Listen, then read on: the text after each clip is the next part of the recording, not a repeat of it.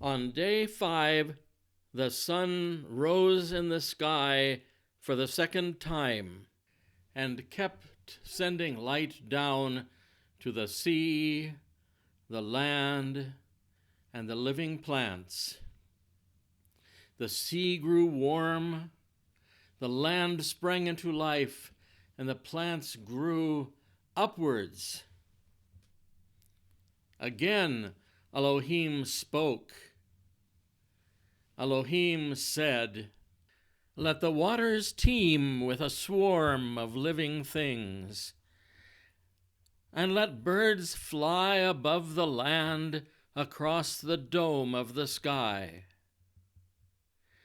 Elohim created the great sea monsters and every living thing that crawls teeming in the waters in their midst, and every winged bird according to its kind.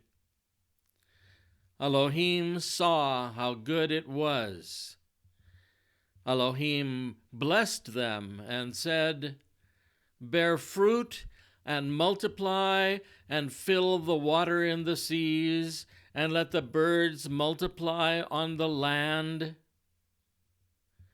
There was evening, there was morning of day 5.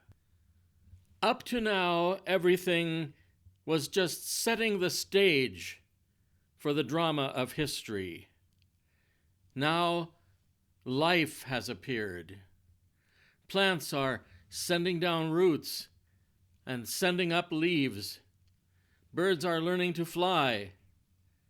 God has blessed them with the power to multiply and thus to continue the life of the species.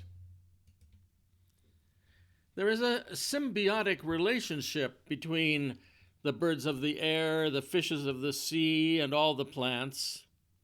Some of the birds are learning how to fish for food. Some fish are learning to walk on land, and plants are cross-pollinating with the help of insects.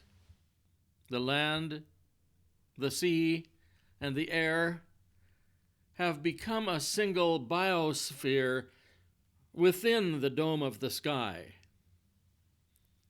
Part of the universe is now alive.